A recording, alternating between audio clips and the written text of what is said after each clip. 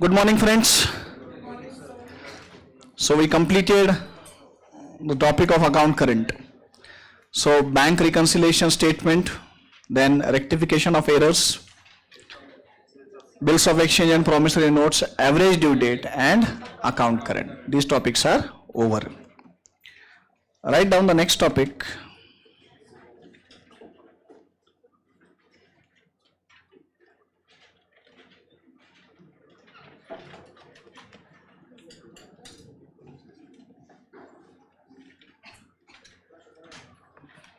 Consignment.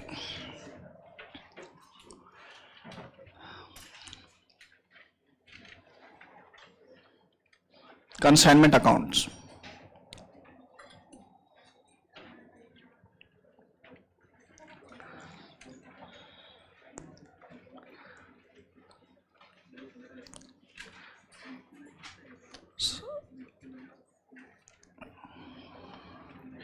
Fantastic topic, something different we study in this topic, and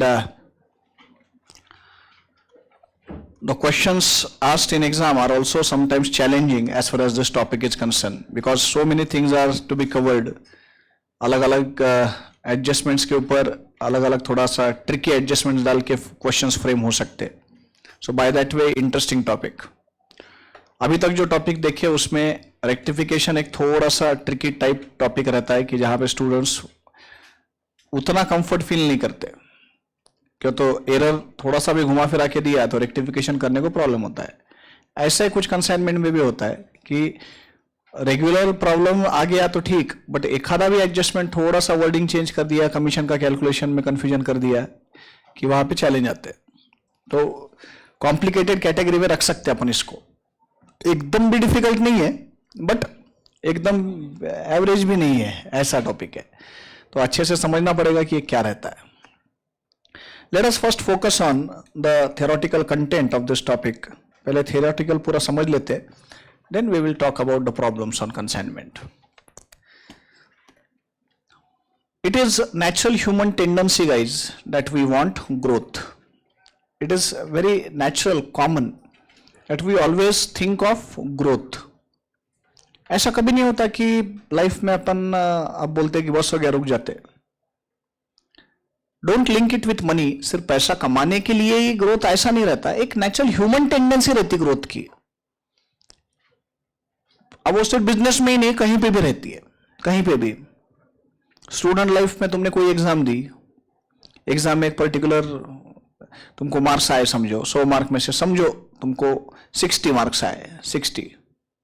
then you plan कि next time अपने को 60 से ज्यादा आने चाहिए. 65 आए अगले एग्जाम में, देन वी थिंक कि वो उससे अब ज्यादा अपन ने कोशिश करनी चाहिए.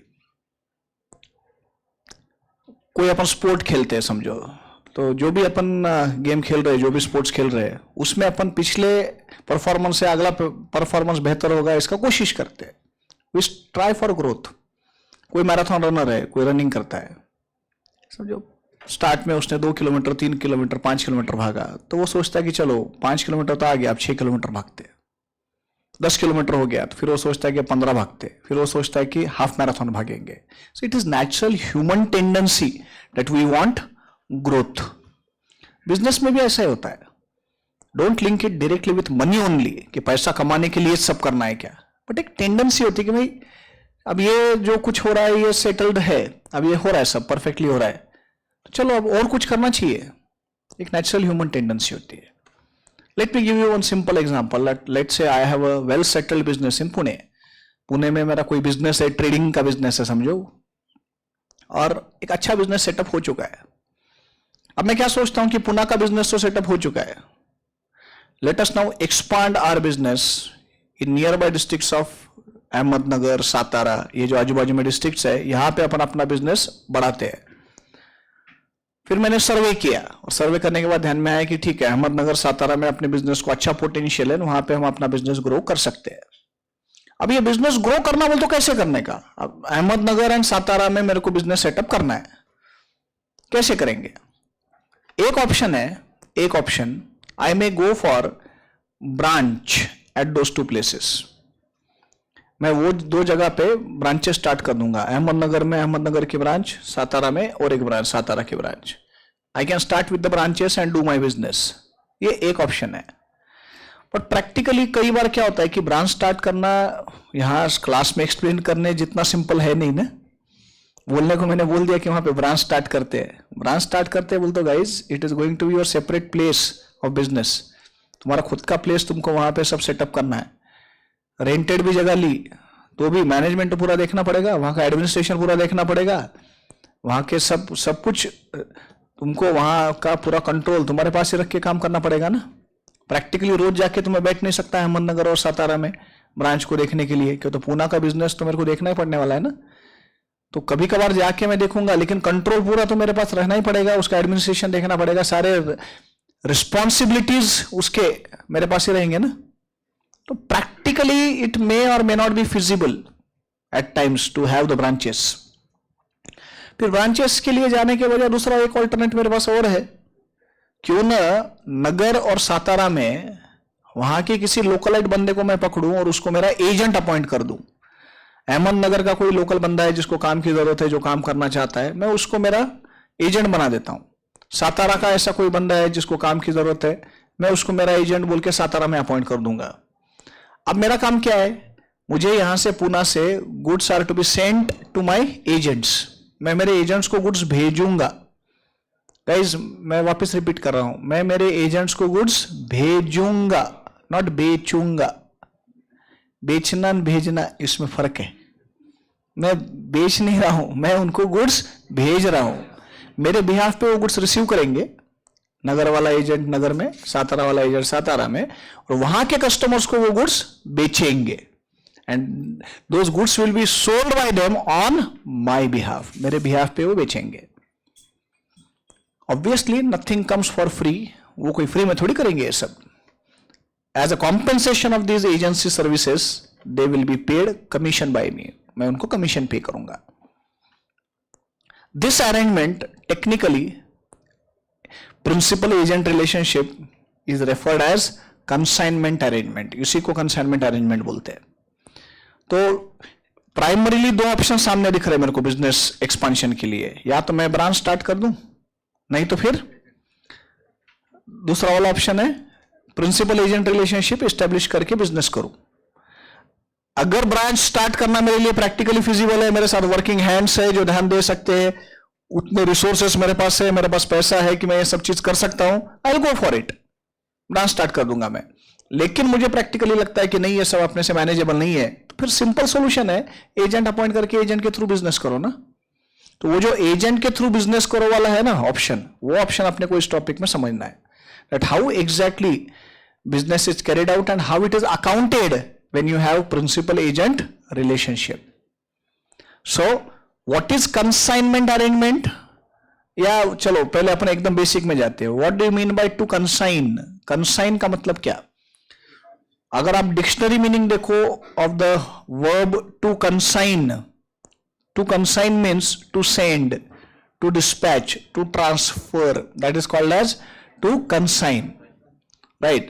तो ये वर्ड इसलिए आया कि I will be sending the goods to my agent, so I am consigning the goods to my agent and this relationship is referred as consignment arrangement, right? So what is going to happen in consignment? Let's से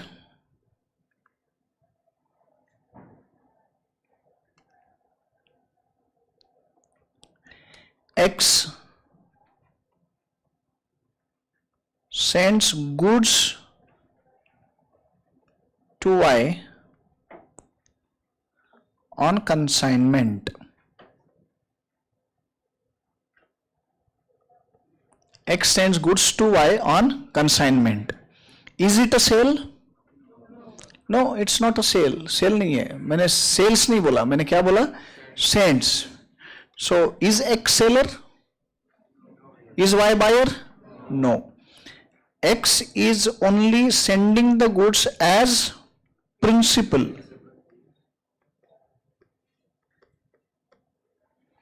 Y is receiving the goods as agent.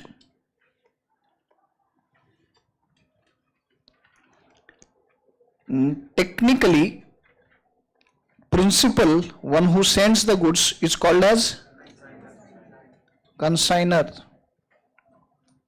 The person who sends the goods is called as consignor, and the person to whom the goods are sent, the agent, is called as consignee. एक होता है consignor, एक होता है consignee. So two parties are involved in consignment arrangement. The relationship between consignor and consignee is that of principal and agent. तुम्हारे सामने वो तो अब X ने Y को गुड्स भेजे. Now Y will sell these goods to ultimate customers. Ultimate consumers को goods बेचने का काम किसका है? Y का है.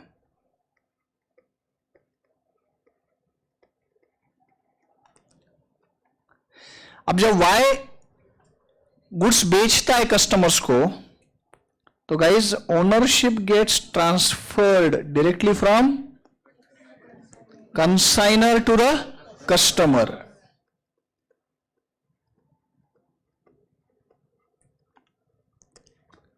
Transfer of ownership. So X is sending the goods to Y selling the goods to the customers on behalf of X. So Y's role is only as an agent. So ownership gets transferred directly from consignor, now who will be seller, directly to the customers. तो ownership transfer directly consignor से customer को होने वाला है. मतलब ही ये है, बहुत क्लियर है कि एजेंट का role is just as an agent. Consignee का रोल सिर्फ एक एजेंट का है. He just a medium, he just a channel, he just a mediator, he just a link between consignor and the customer. Ahmednagar के customers को directly मैं approach नहीं हो सकता, मैं अप्रोचेबल नहीं हूं उनके लिए, और वो मेरे लिए अप्रोचेबल नहीं है. तो फिर इन बिटवीन हमने एक एजेंट अपॉइंट किया है, जो एजेंट हम दोनों के बीच का जोड़ने वाला एक जरिया है, एक मीडियम है. He just a channel, a link. So the relationship between consignor and consignee is that of principal and agent. Agent का रोल है कि कंसाइनर को कस्टमर से लिंक करा के दे. Ownership gets transfer directly from the principal to the customers. Principal to the customer, also consignor to the customer. As we discussed, nothing comes for free. Free थोड़ी होगा ये सब. So the consignor will be paying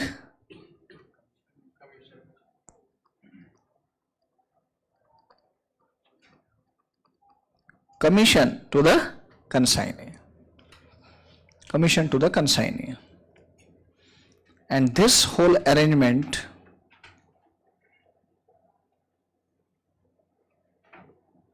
is called as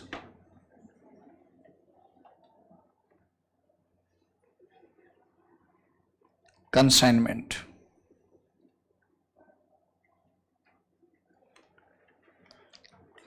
इसी को consignment बोलते हैं. So what is consignment? Consignment is an arrangement whereby a person sends the goods to another person. The person sending the goods is called as consignor. The person to whom the goods are sent is called as consignee. So consignor sends the goods to the consignee. Consignee receives those goods on behalf of consignor and sells it to the customers on behalf of consignor. Ownership gets transferred directly from the consignor to the customers, and for providing the services of agency, consignee will get commission from the consignor. And this is what consignment arrangement is. इसको consignment बोलते हैं. Any problem? So primarily there are two parties in consignment, consignor and consignee, and the relationship between consignor and consignee is that of principal and agent. तो इसको भी highlight कर दो, principal and agent, ये दोनों principal और agent होते हैं. Consignor is principal, agent is consignee is agent. So the relationship between them is that of principal and agent. So tell me, when the goods are sent by consignor to the consignee, जब consignor consignee को goods भेज रहा है, consignor consignee को goods भेज रहा है. Is it transfer of ownership? No, it is only transfer of possession. Ownership won't get transferred. It is only transfer of possession. So when the goods are sent by consignor to the consignee, consignee is not purchasing those goods. Consignee is not becoming owner of those goods. He is only receiving the goods. He is only getting the possession of the goods on behalf of consignor. Ultimately, consignee is going to sell those goods to the customers on behalf of consignor, and at that time, the ownership will get transferred from the consignor to the customer. और ये सारी चीजें करने के लिए, ये सारी agency के सर्विसेज प्रोवाइड करने के लिए कंसाइनी को कंसाइनर से कमीशन मिलता है. Consignee gets commission from the consignor. Any problem? Clear है? For better understanding of consignment, let's quickly discuss the difference between, distinction between consignment and sale. Sale and consignment, इन दोनों में क्या difference है वो भी समझ लेते हैं. पहला difference, in case of sale there is transfer of ownership of the goods from the buyer to the seller. In case of consignment there is only transfer of possession by consignor to the consignee. In case of sale transaction, sale के transaction में the relationship between parties involved is that of buyer and seller, or seller and buyer, you can say. The relationship between the parties involved is of that of seller and buyer. In case of consignment, the relationship between consignor and consignee is that of principal and agent. Guys, when sale is executed, जब sale होता है, when there is sale of goods, जब goods बेचे जाते हैं, तो we generate sales invoice.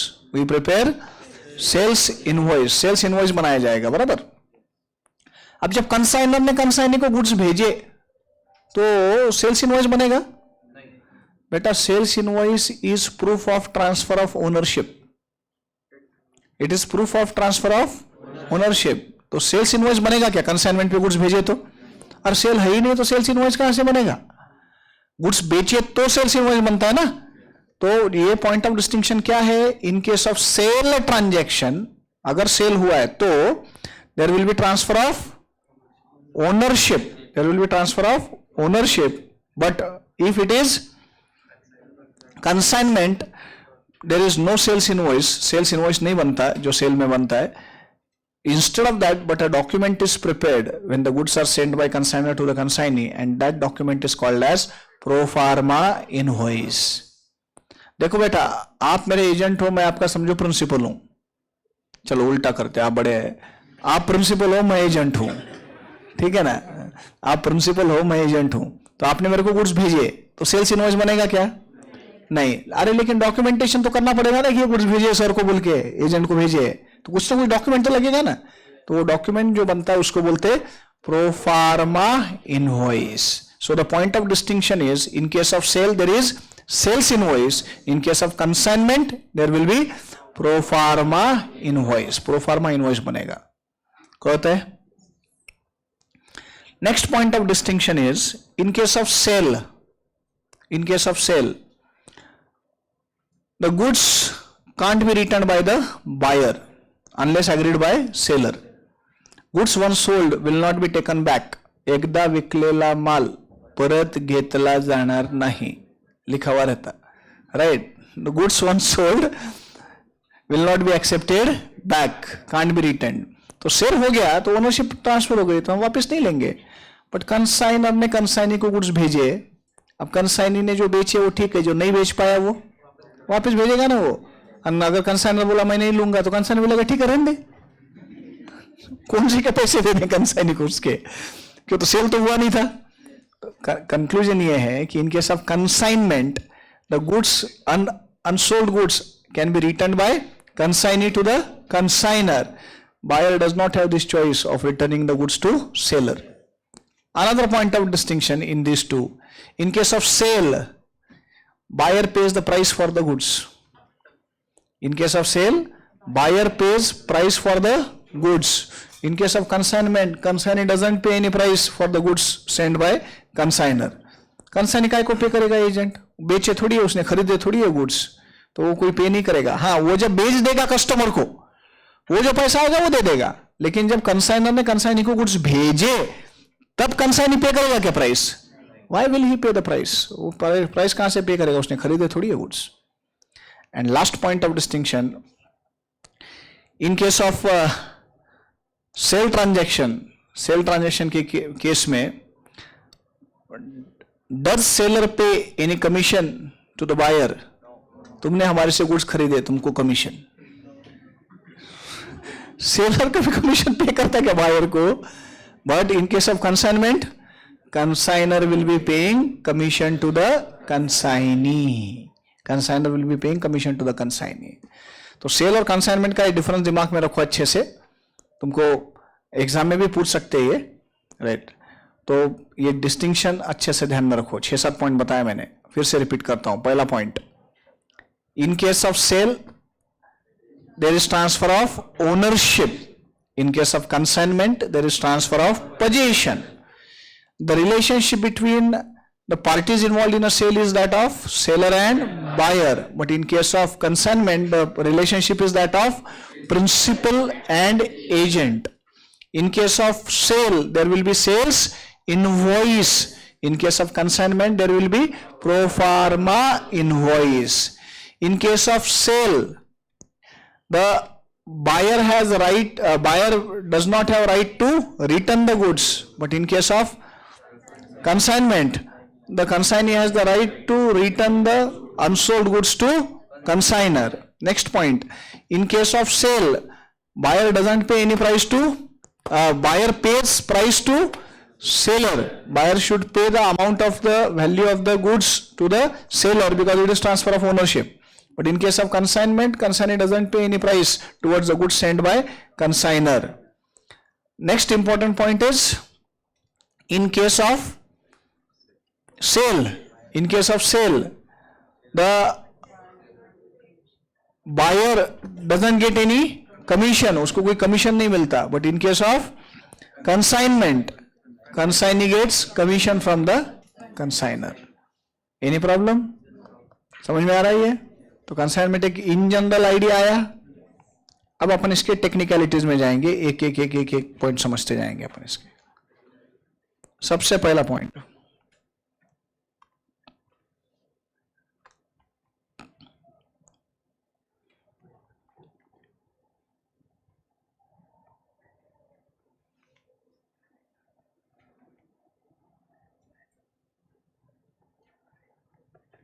Pro forma invoice. Pro forma invoice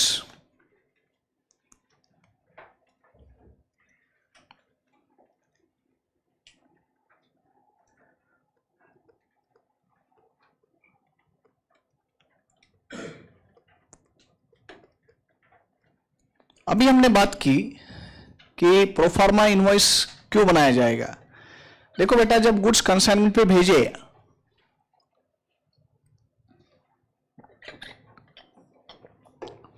when consignor sent the goods to the consignee, was it a sale? No. So can the sales invoice be generated? Sales invoice नहीं बन सकता. अब sales invoice नहीं बन सकता, लेकिन document तो बनाना पड़ेगा, and that document prepared is pro forma invoice. तो pro forma invoice में क्या क्या डिटेल्स आने वाले हैं? Pro forma invoice will incorporate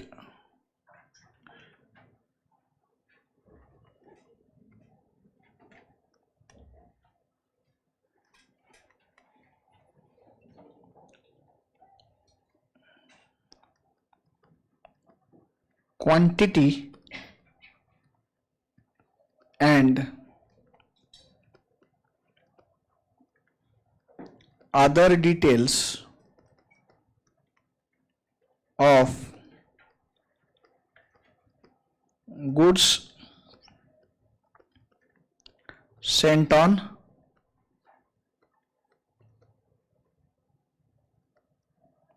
consignment. Quantity and other details of goods sent on consignment.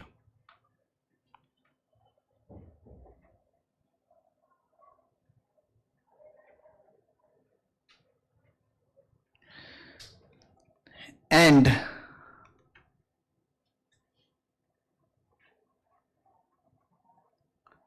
value of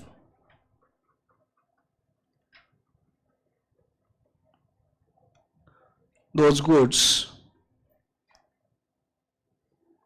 which are sent on consignment.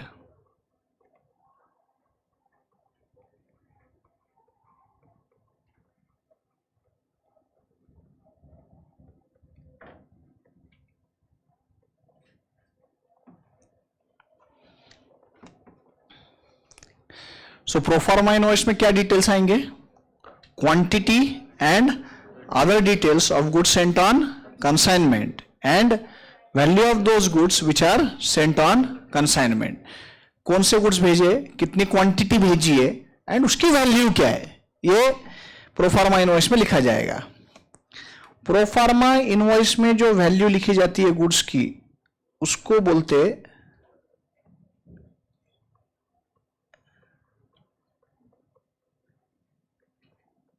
invoice price, which we usually call as IP.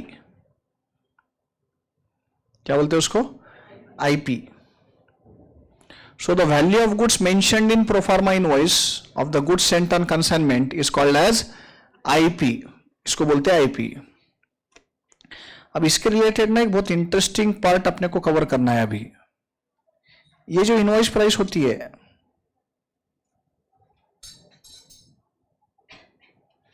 means the goods may be sent either at cost or at inflated cost.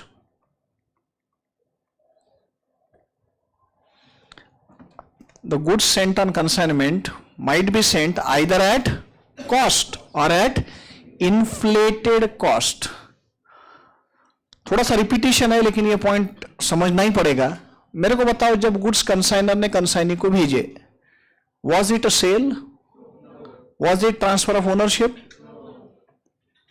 Consignee ने purchase थोड़ी किए, consignee को ownership मिल रही है इनकी. अरे agent है वो, सिर्फ एजेंट बोल के उसके पास गुड्स जा रहे. तो मेरे को बताओ वो पे करने वाला है क्या? ये value, is he going to pay this value? No. तो फिर वो कॉस्ट पे भी भेजे तो क्या फर्क पड़ता है? What difference it makes? Cost पे भी भेजे तो समझो अभी थोड़ी देर के लिए मैं प्रिंसिपल बन जाता हूं, आप एजेंट बन जाओ. मैं प्रिंसिपल हूं, आप एजेंट हो. मैंने आपको गुड्स भेजे, नॉट बेचे. फर्क है ना? मैंने गुड्स भेजे.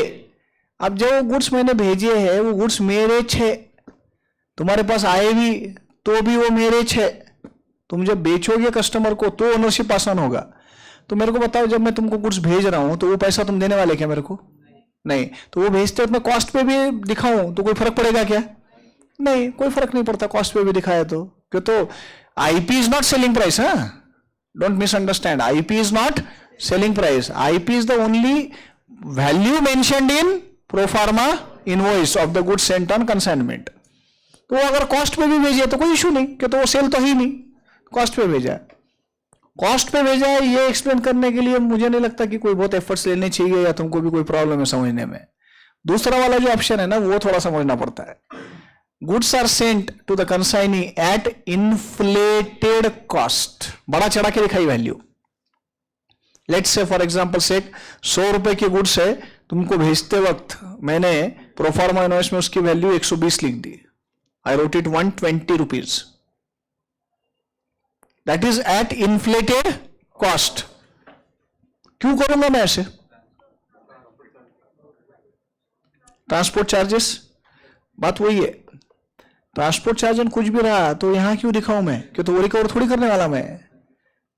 उसका सिंपल आंसर है, एजेंट को काय को बताओ रे मैं मेरी कॉस्ट कितनी है?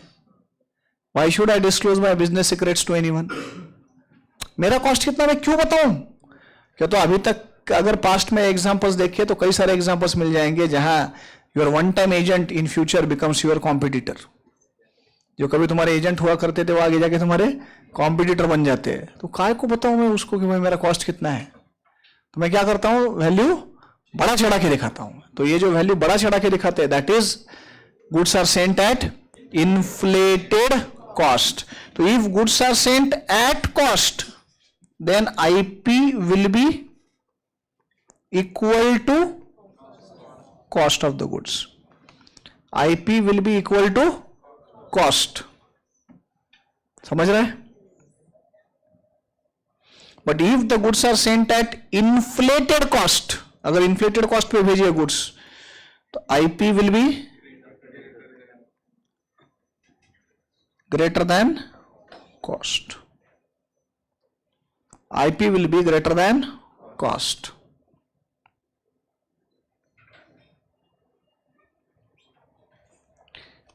एंड इसी के साथ यहीं पे अपन एक कंसेप्ट इंट्रोड्यूस कर रहे हैं जो बहुत इंपॉर्टेंट कंसेप्ट है, हर प्रॉब्लम में आता है. If the goods are sent at cost, it doesn't result into any kind of loading. So there is no loading when the goods are sent at cost. क्या तो कॉस्ट एंड आईपी सेम ही है, तो देयर is no लोडिंग. कुछ load नहीं किया प्राइस, कॉस्ट में कुछ ऐड नहीं किया तुमने, तो नो लोडिंग. लोडिंग बोलते क्या, कॉस्ट को जो बड़ा चढ़ा के दिखा रहे उसको बोलते loading. So in case if the goods are sent at cost, IP is equal to cost, so it results into no loading. But if the goods are sent at inflated cost, it will result in loading. यहां पे loading आएगा.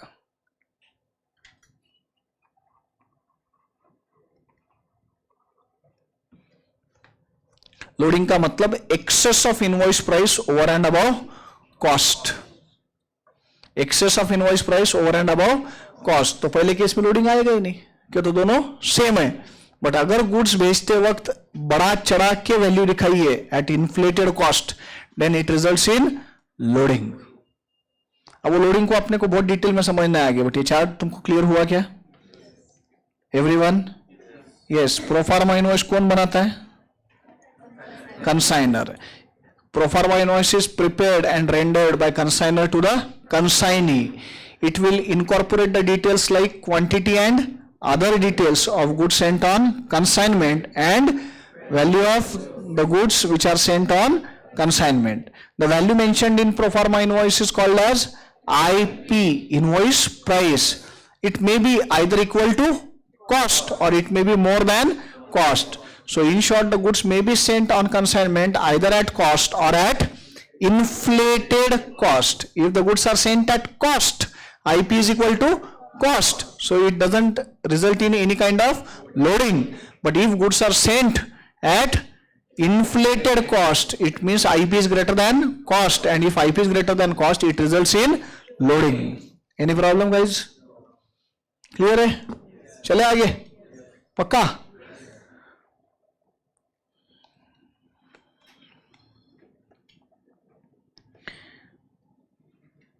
Actually कोई बहुत ऐसा rocket science नहीं है ये mathematics. अब जो मैथमेटिक्स में सिखाने जाने वाला हूं तुमको, अब कुछ मैथमेटिक्स का पार्ट है, बहुत बेसिक है.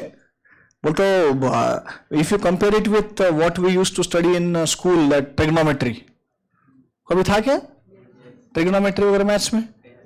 कहाँ आता है वो? अलजेब्रा में आता है कि ज्योमेट्री में आता है?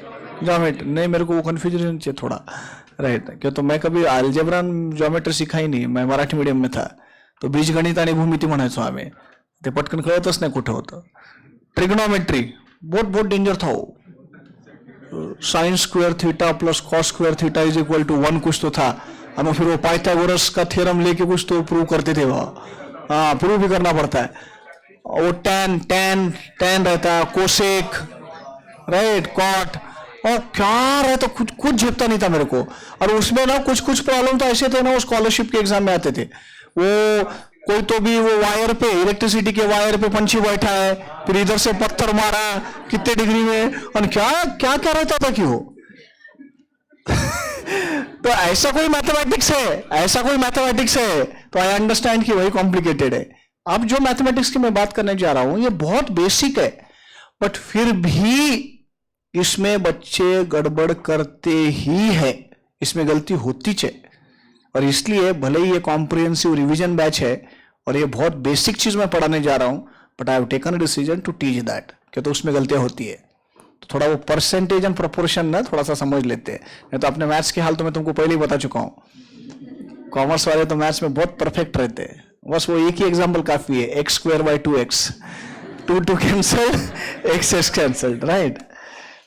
अब ये लोडिंग वाला कंसेप्ट जो है, अभी तुमको अगर लोडिंग का कंसेप्ट समझ में आया है तो आप मेरे को लोडिंग का फॉर्मूला बताओ।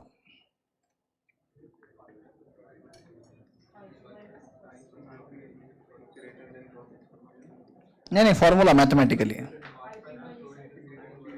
क्या सोच रहे थे इतना? आईपी माइनस कॉस्ट, बराबर बराबर ना। 100 रुपए के गुड्स अगर 120 में भेजे तो लोडिंग कितना? 20 रुपए। 100 रुपए में 20 रुपए ऐड करके 120 में भेजे मैंने, तो 20 रुपए का लोडिंग। इसी फॉर्मूला को, ये एक ही फॉर्मूला है, इसी फॉर्मूला को मैं 3 अलग अलग तरीके से लिख सकता हूं। कैसे? Cost is equal to IP minus and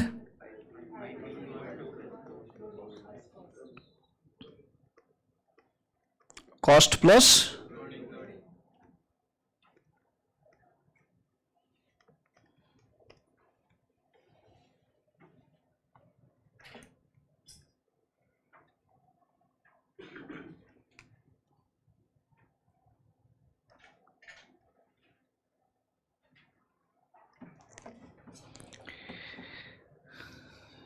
ये रिलेशन दिमाग में रखना बहुत जरूरी है। Loading is equal to IP minus cost, बस उतना भी आता होगा तो काफी है। बचे हुए दोनों भी वही है, कुछ अलग फॉर्मूला नहीं है, वही घुमा फिरा के दिखाया है।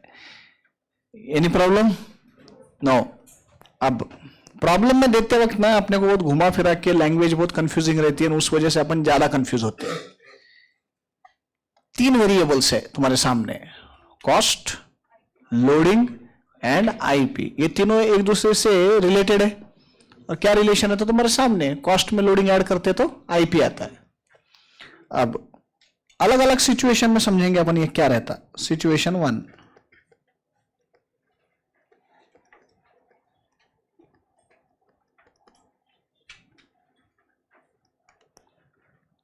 लोडिंग is expressed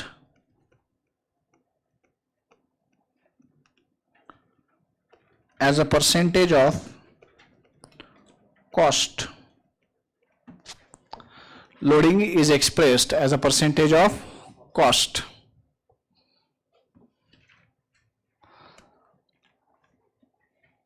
एग्जाम्पल लेते हैं इसका।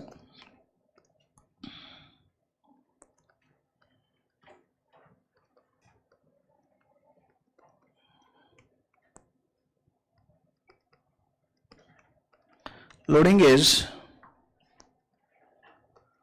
25% on cost, then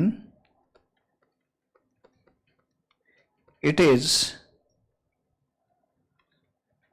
dash dash of IP.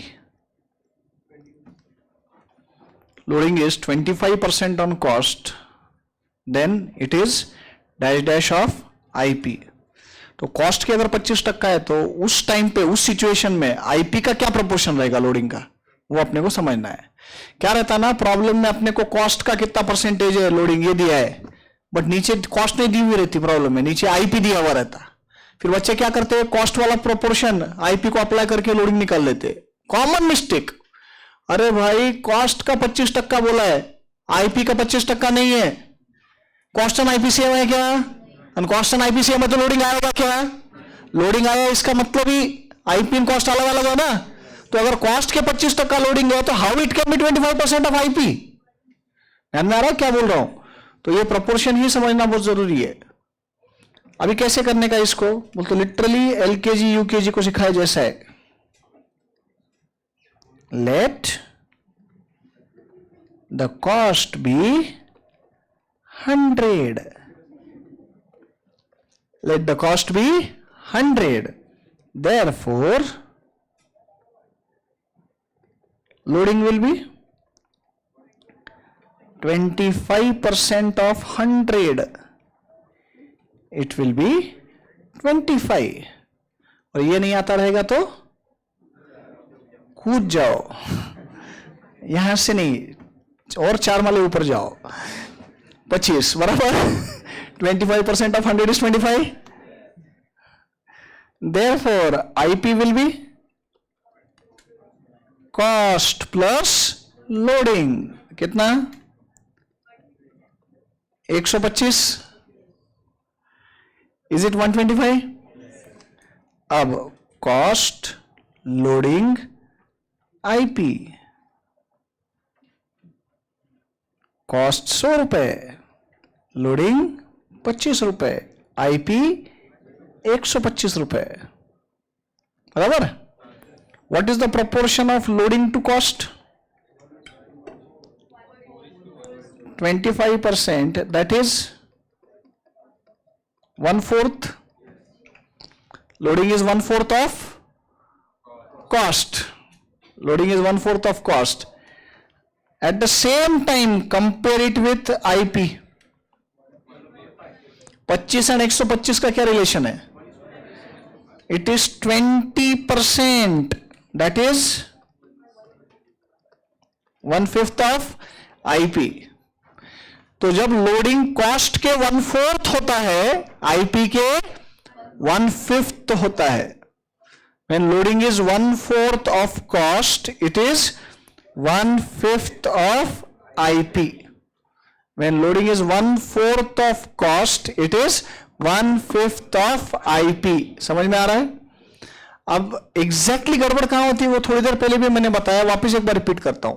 Problem में आपको देंगे लोडिंग इज 1/4 ऑफ कॉस्ट, दिया है प्रॉब्लम में, एंड नीचे ना कॉस्ट के बजाय कहीं तो भी आईपी दिया हुआ रहता, नीचे आईपी की वैल्यू दी हुई रहती, इनवॉइस प्राइस दी हुई रहती. अब तुमको इनवॉइस प्राइस पे से लोडिंग का कैलकुलेशन करना है. कॉमन मिस्टेक क्या लिखा था प्रॉब्लम में? 1/4 ना. वो 1/4 किसका प्रपोर्शन है ये देखते ही नहीं अपन. 1/4 आईपी के 1/4. अरे भाई आईपी के 1/4 नहीं है, कॉस्ट के 1/4 है. तो फिर उस टाइम पे दिमाग लगाना पड़ेगा कि कॉस्ट का 1/4 इज आईपी का 1/5. तो आईपी पे जब अप्लाई करोगे वो परसेंटेज तो कितना लेंगे? 1/5 लेंगे. ध्यान में आ रहा है क्या? उल्टा situation 2.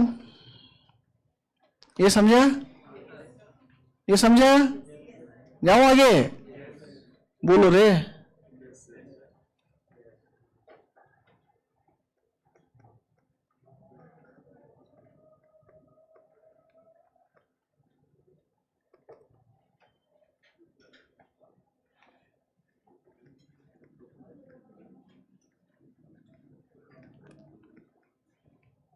Loading is expressed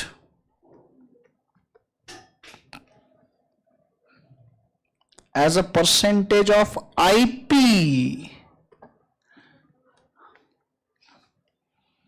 Loading is expressed as a percentage of IP.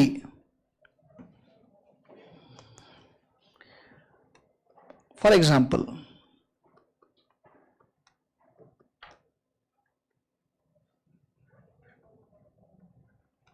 loading is 25% on IP,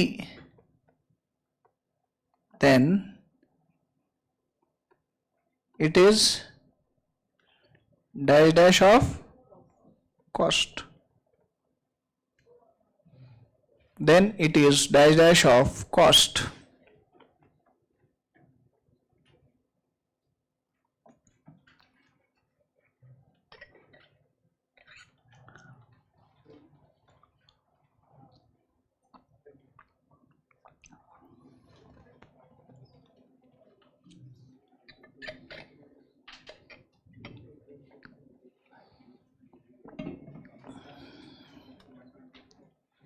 late, अब मैं आईपी को 100 अज्यूम करूंगा क्यों, तो आईपी का प्रोपोर्शन दिया हुआ है. Let the IP be 100. अब आईपी को क्यों लिया यहां पे 100? क्यों, तो आईपी का प्रोपोर्शन दिया हुआ है loading. Therefore loading will be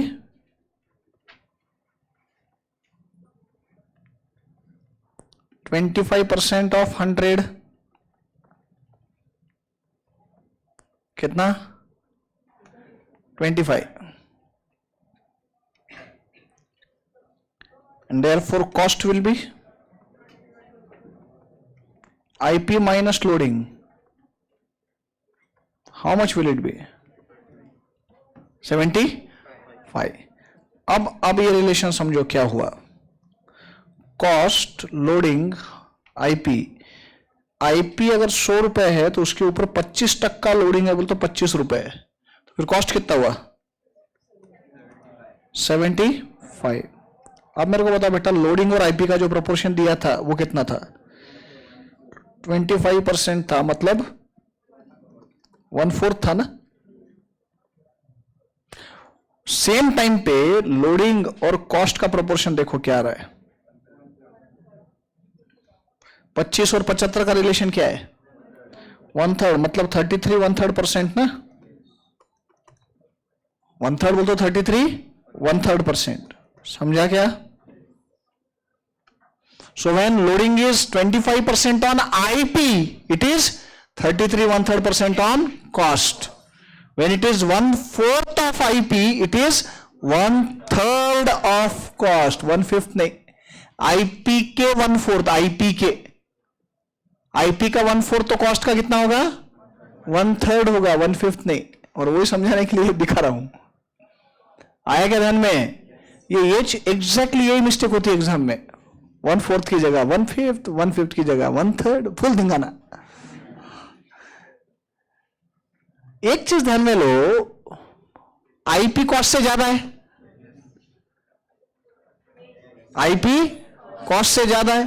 अरे तो लोडिंग का प्रोपोर्शन कभी भी कॉस्ट से कंपेयर करेंगे तो ज्यादा से रहने वाला ना रहे, क्यों? तो कॉस्ट कम है ना, आईपी ज्यादा है. तो आईपी 100 रुपए तो कॉस्ट 75 रुपए है. तो वो 25 रुपए का जो लोडिंग है उसको जब आप 75 से कंपेयर करोगे तो वो प्रोपोर्शन ज्यादा ही आने वाला ना कभी भी. 100 रुपए में 1/4 25 रुपए लोडिंग है, तो वो 25 रुपए 75 के कंपेरिजन में 1/3 होगा ना, 1/5 कैसे होगा? बराबर. ये तो बेसिक मैथमेटिक्स है जो दिमाग में बैठाना पड़ेगा. और उसके लिए ऊपर जो 3 फॉर्मूले लिखे वो पहले दिमाग में बैठाने पड़ते. दिखने को वो सिंपल दिख रहा है, loading is equal to IP minus cost. दिखने को बहुत सिंपल दिख रहा है, बट ये भूल जाते हैं अपन, फिर गड़बड़ होती. इतना समझाने के बावजूद भी प्रॉब्लम सॉल्व करते हुए देखना कंफ्यूजन होगा या गलती होगी. मेरे को मालूम है, तो कोई पहला बैच नहीं है, कितने सालों से ये सब पढ़ा रहा हूं मैं, बट एक पक्का कंफ्यूजन में तो कहां होता है मालूम है क्या? दिमाग पढ़ने के बाद में डायरेक्टली कुछ तो परसेंटेज अप्लाई करके आंसर निकालने के चक्कर में अपन जाते हैं, सोचते नहीं कि क्या दिया है. अरे भाई 1/4 ऑफ कॉस्ट बोला है, कॉस्ट के 1/4 बोल तो आईपी के 1/4 नहीं है. नीचे तुम आईपी को परसेंटेज अप्लाई कर रहे हो, 1/4 प्रोपोर्शन अप्लाई कर रहे. कॉस्ट के 1/4 है, आईपी के 1/4 नहीं है. कॉस्ट एंड आईपी अलग अलग है. How can you apply same percentage? कहते हैं का? Yes. Situation 3.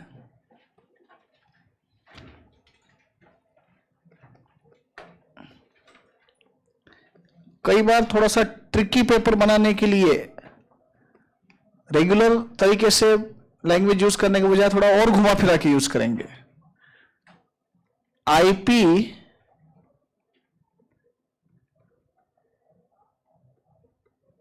is expressed as a percentage of cost. IP is expressed as a percentage of cost. तो लोडिंग का प्रोपोर्शन देने के बजाय आईपी और कॉस्ट इन दोनों का रिलेशन दे दिया. Example,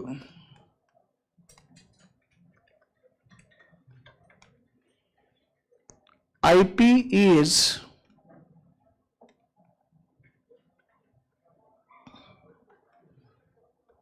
125% of cost,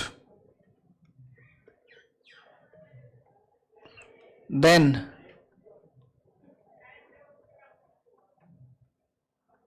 loading is dash dash of cost and dash dash of IP.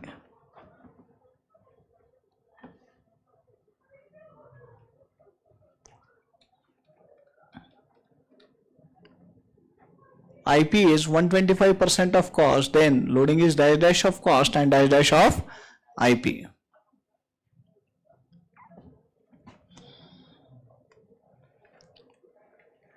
अब किसको 100 लूं?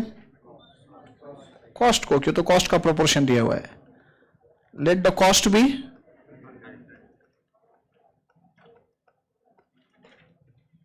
therefore IP will be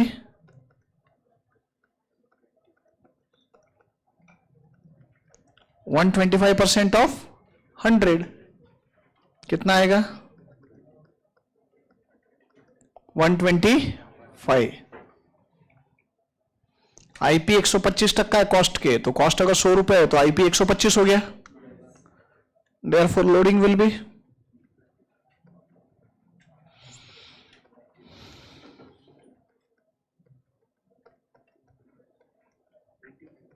125 minus 100 25. वापस वही कॉस्ट लोडिंग आईपी. कॉस्ट अगर 100 है तो हमने पहले आईपी ढूंढा 125 के, तो आईपी का प्रोपोर्शन दिया था कॉस्ट के, तो लोडिंग विल भी. अब तुमको तुरंत समझ में आ जाएगा. बोलो क्या है कॉस्ट और लोडिंग का प्रोपोर्शन? क्या है? 1/4. 25 is 1/4 of 100 and at the same time 25 is 1/5 of IP. क्या कर रहे? कुछ जा रहा के दिमाग में कि टाइम पास कर रहा मैं?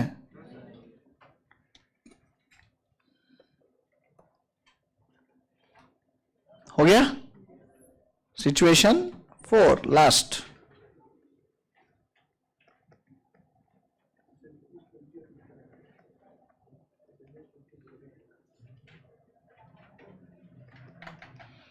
उल्टा.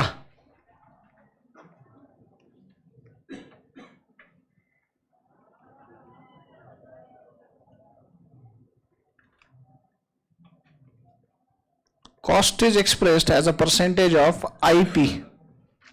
इसके पहले था IP is expressed as a percentage of cost. Now I am saying cost is expressed as a percentage of IP.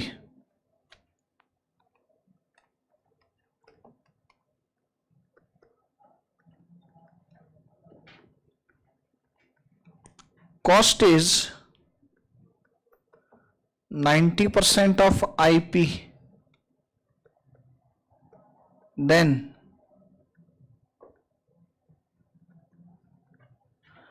loading is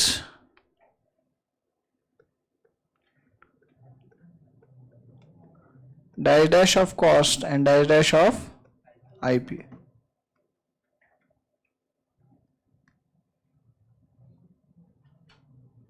किसको 100 ले?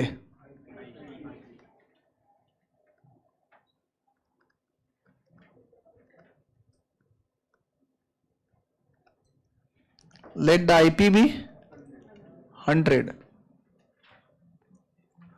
Let the IP be 100. Therefore,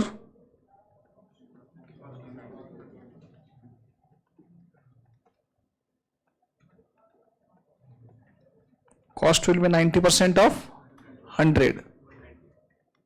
190?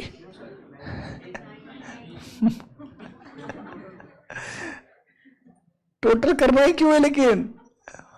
Total Ujjwal 90. Therefore loading will be 100 minus 90. It will be 10. बराबर? अब cost loading IP. IP जब 100 रुपए है, cost 90 rupees है, loading 10. बताओ proportions. 1/9 1/10. 1/9 1/10.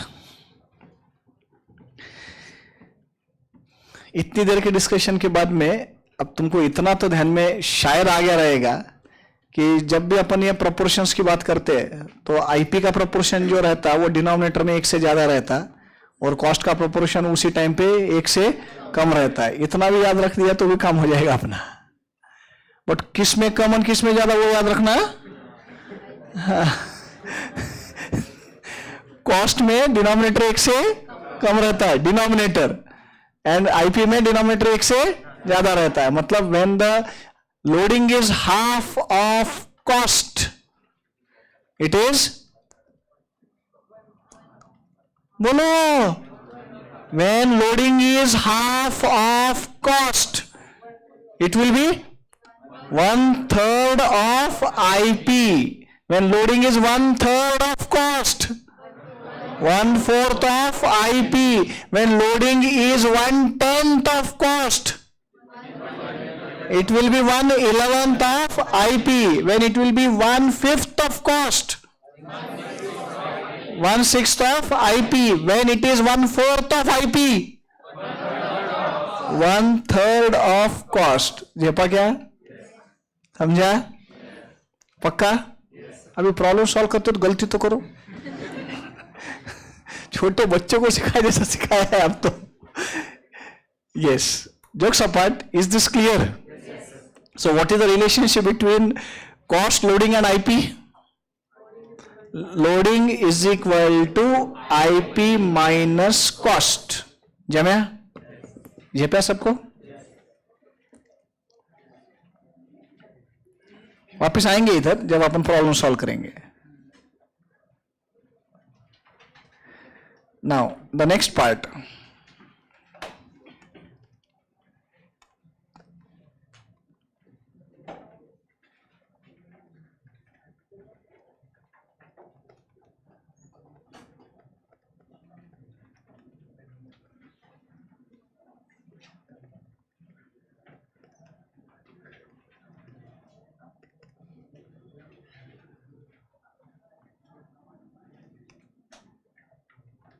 Commission to consignee. Commission to consignee.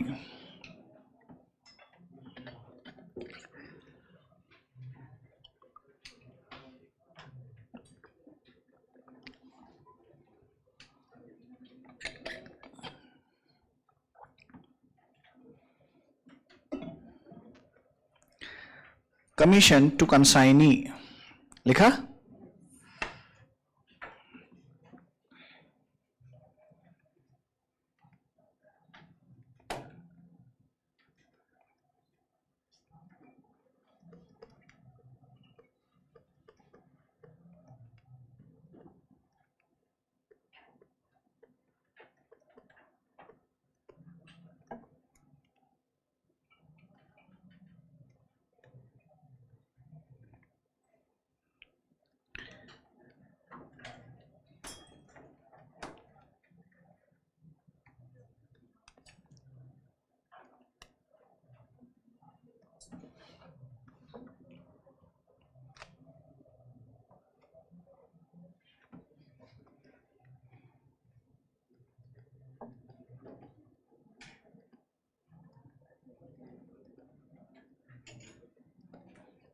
Normal commission,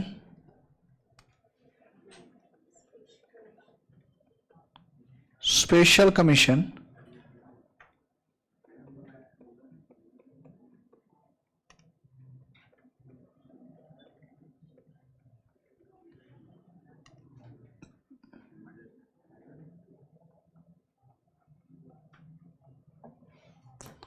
del credit commission. Normal commission, special commission, del credit commission.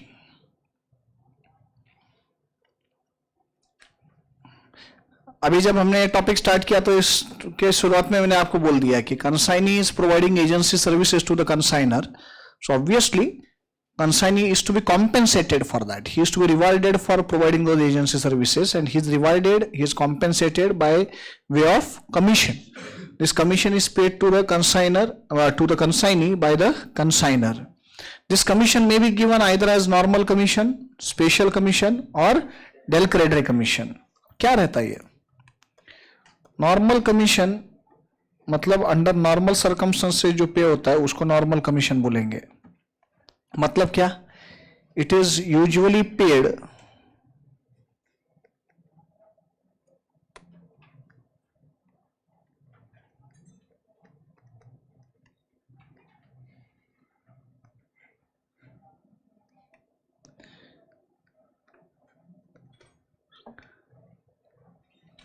at a certain percentage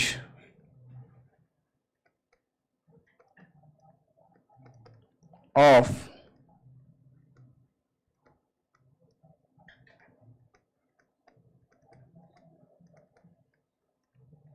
sales effected by consignee.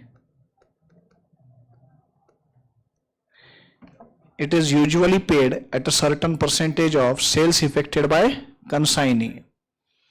Consignee जितने amount का sales करेंगे, जितने भी sales का amount रहेगा by consignee, उसका certain percentage उसको commission बोल के दिया जाएगा. This is normal commission.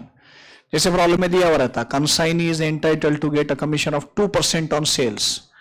मतलब जितने अमाउंट का सेल करेगा उसके 2% उसको मिलेंगे. 1 लाख रुपए का सेल हुआ तो 2,000 रुपए उसका कमीशन होगा. 5 लाख का टर्नओवर हुआ तो 2% बोला तो 10,000 रुपए उसका कमीशन रहेगा.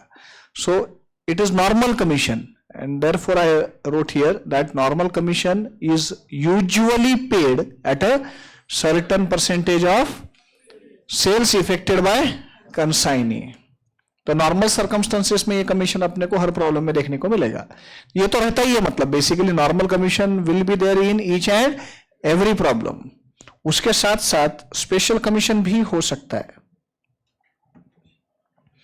अब ये स्पेशल कमीशन क्या रहता?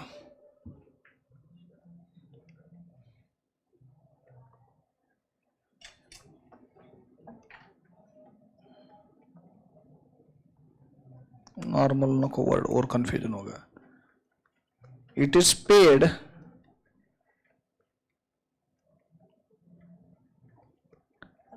At a certain percentage of surplus price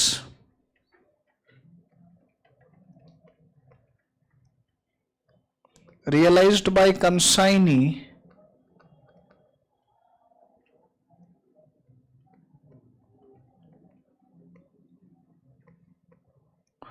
over and above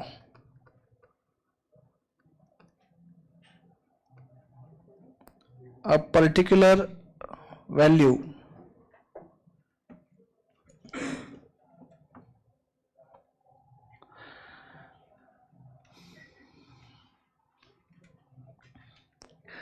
मैं आपका कंसाइनर हूं, आप मेरे कंसाइनी हो, मैं प्रिंसिपल हूं, आप एजेंट हो. मैंने आपको गुड्स भेजे और आपको मैंने बोला कि ये एक यूनिट, एक बॉक्स, ये गुड्स का एक बॉक्स आपने 100 रुपए में बेचना है. 100 रुपए से नीचे में नहीं बेचने का, मिनिमम 100 रुपए में बेचने का. Your commission is going to be 2% on sales. 2% on sales. तो तुमने एक बॉक्स बेचा 100 रुपए का, तो तुम्हारा 2 रुपए का कमीशन फिक्स है. You will get commission at the rate of 2% on sales. ये 2% ऑन सेल्स बोल तो कौन सा कमीशन हो गया? Normal commission. At the same time ना, अपने बीच में जो टर्म्स एंड कंडीशंस एग्री हुए, प्रिंसिपल और एजेंट के बीच में प्रॉपर एग्रीमेंट होता है टर्म्स एंड कंडीशंस का. तो अपने बीच में जो टर्म्स एंड कंडीशंस एग्री हुए, उसमें मैंने आपको बताया कि 100 रुपए में मिनिमम बेचना है गुड्स को. 2% सेल्स के तुमको कमीशन मिलेगा, नॉर्मल कमीशन. एंड अगर आप 100 रुपए से ज्यादा रियलाइज करते हो, if you realise over and above 100 rupees, जितना एडिशनल आएगा ना ओवर एंड अबव 100, जितना सरप्लस प्राइस आएगा उसका 25% कमीशन मिलेगा आपको. You will get 25% commission of surplus price realised over and above 100 rupees. 100 रुपए से ज्यादा अगर रियलाइज करोगे तुम कस्टमर से, तो वो जितना ज्यादा रियलाइज करोगे उसका 25% कमीशन तुमको मिलेगा. अभी बेटा मेरे को बताओ कि तुमको तो ये बहुत बड़ा मोटिवेशन है ना रे, और एम विटामिन कमीशन. हाँ राइट, तो बहुत बड़ा मोटिवेशन है. 100 के नीचे तो बेचना ही नहीं है. 100 तो मिनिमम सेलिंग प्राइस है ही. तुम कोशिश करोगे ना अपन ज्यादा में बेचे. 100 की चीज 110 में बेचने की कोशिश करोगे आप. समझो आप 110 में बेचते, राइट, तो 10 रुपए एडिशनल रियलाइज हो गया. अब ये मेरे लिए तो एडिशनल इनकम ही है ना रे. मेरे लिए सेलिंग प्राइस कितना था? 100 रुपए. मेरे लिए कंसाइनर के लिए 100 रुपए मेरा सेलिंग प्राइस है नॉर्मल. अगर तुम 110 रुपए रियलाइज कर रहे हो तो मेरे को तो 10 रुपए का एडिशनल इनकम आ रहा है ना. I will be very happily ready to pay you 2.5 25% of that, ₹2.5 देने को मैं तैयार हूं ना। मेरे लिए भी विन विन पोजीशन है कि भाई तुमने ₹10 ज्यादा रियलाइज किए तो अपने को 25% देने में प्रॉब्लम क्या है? बोल तो ये ₹10 तो इंक्रीमेंटल ही है मेरे लिए, उसमें से ₹2.5 मैं तुमको दे देता हूं। जो पहले का 2% है सेल्स का वो तो मिलेगा ही तुमको। बोल तो ₹110 में तुमने बेचा तो उसका 2% तो मिलने वाला है। उसके अलावा ये जो ₹10 ऊपर एडिशनल तुमने रियलाइज किए दैट इज स्पेशल कमीशन, वो हो गया स्पेशल कमीशन। अब यहां पे ना एक डाउट आता है माइंड में, आप लोगों के भी किसी के तो माइंड में आया भी रहेगा, कंसाई निकाय को बताएगा 110 में बेचा है ना, वो काय को बताएगा, वो ₹10 रख लेगा। इनवॉइस देना पड़ता कस्टमर को जिसको बेचते, और तुमने अगर 110 में बेचा है तो कस्टमर को ₹100 का इनवॉइस देंगे तो कस्टमर एग्री करेगा क्या?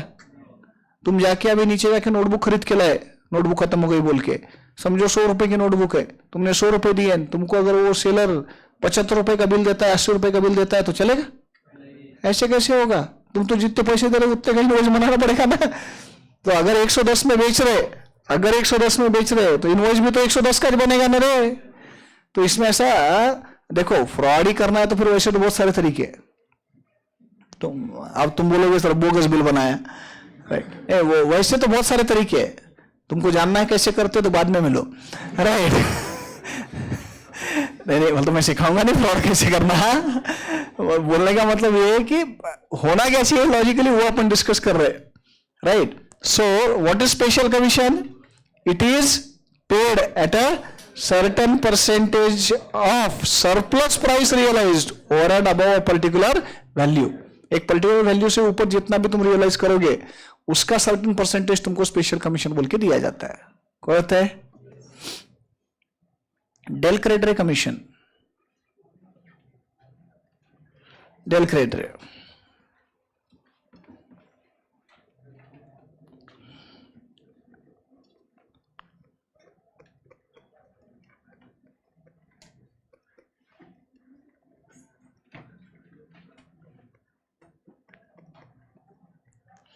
It is paid to avoid oblique cover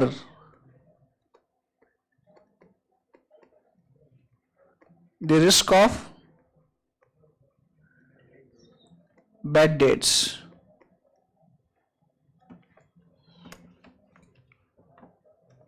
It is paid to avoid oblique cover the risk of bad debts.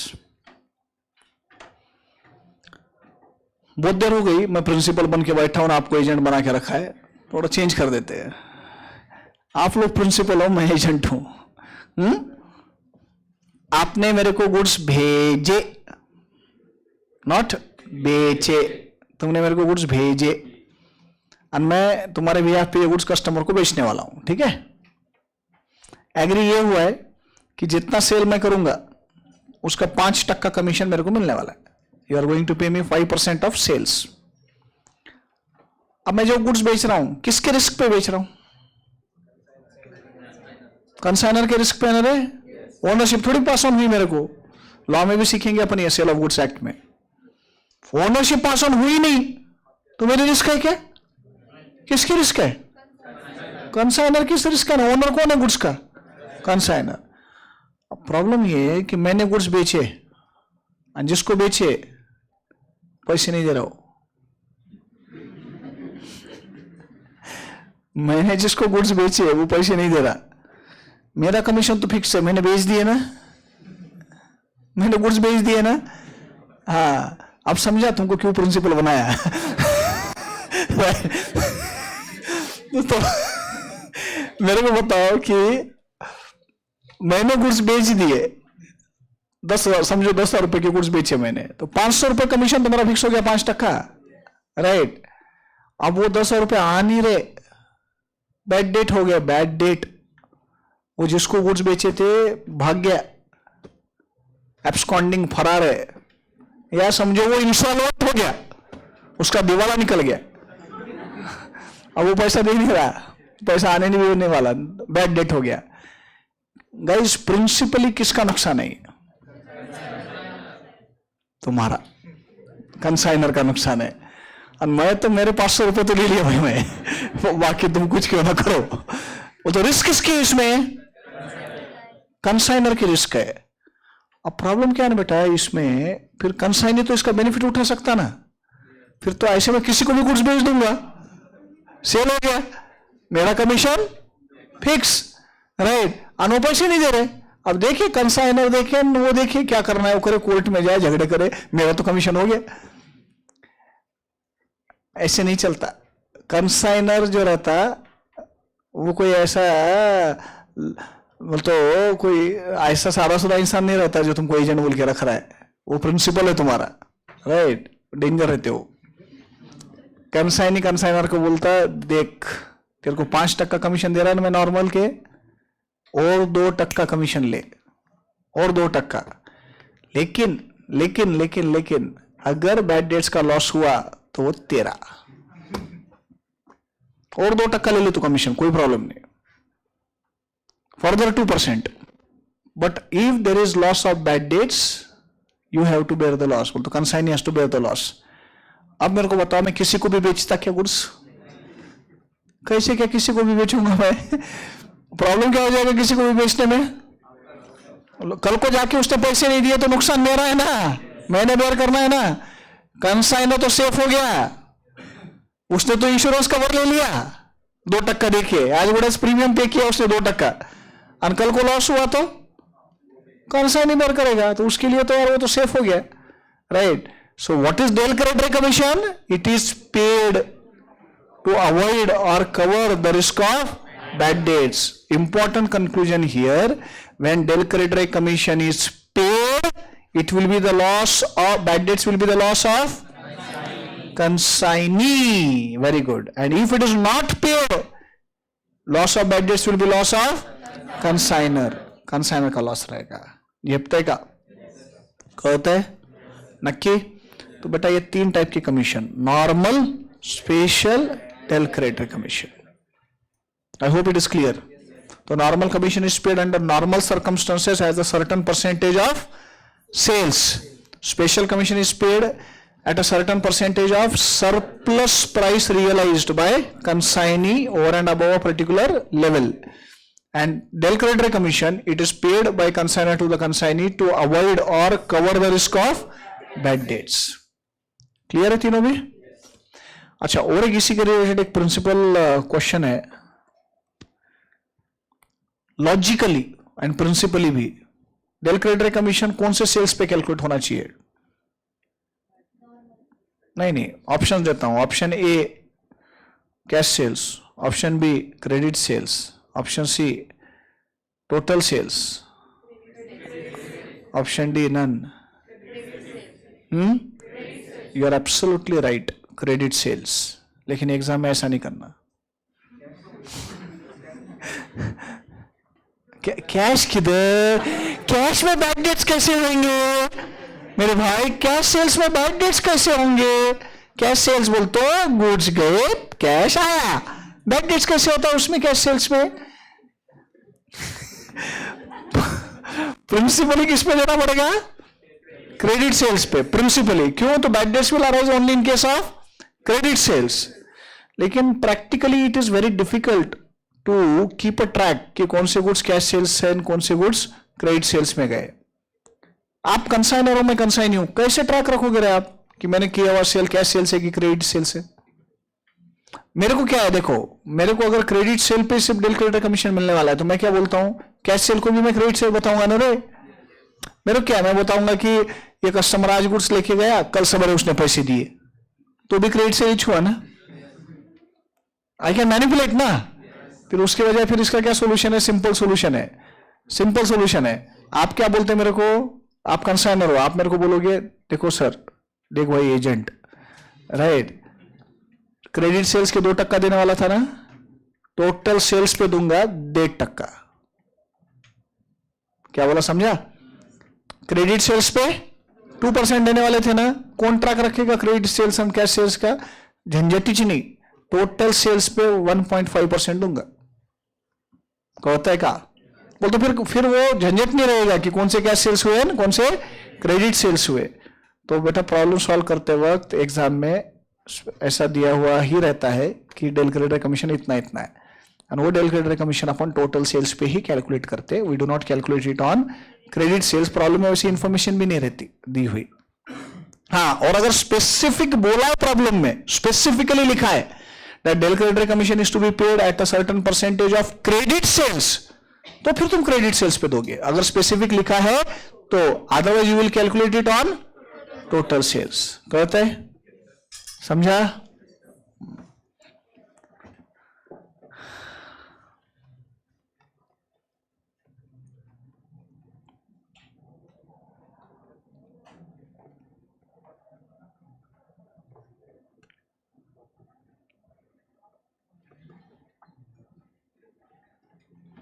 Account cell, account sale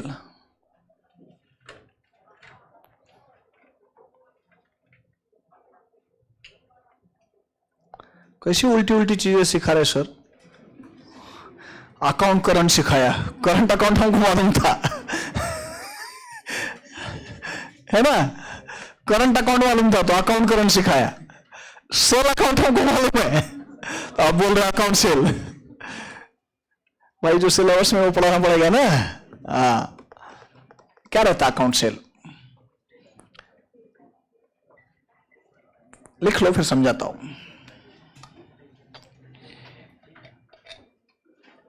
account cell लिखो, it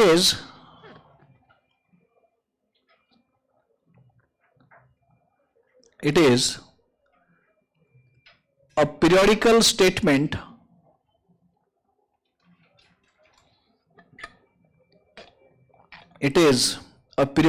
statement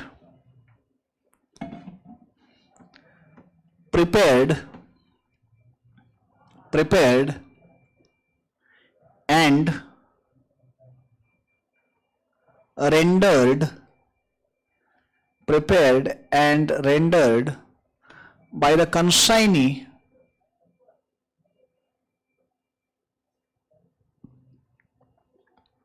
to the consignor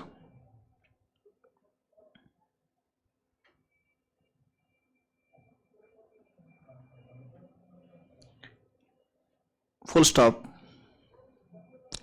It includes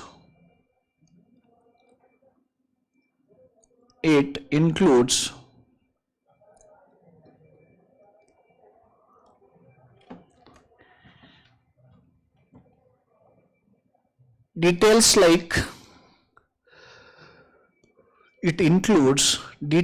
like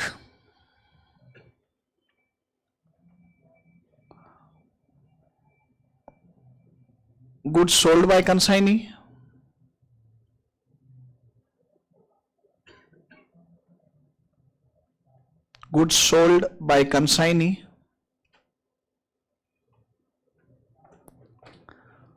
comma, expenses paid by consignee,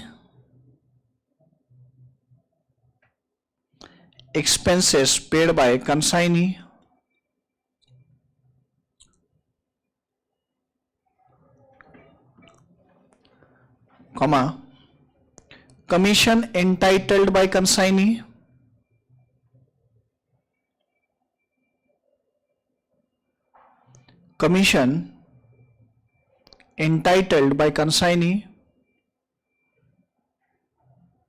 comma, net amount due by consignee to the consignor,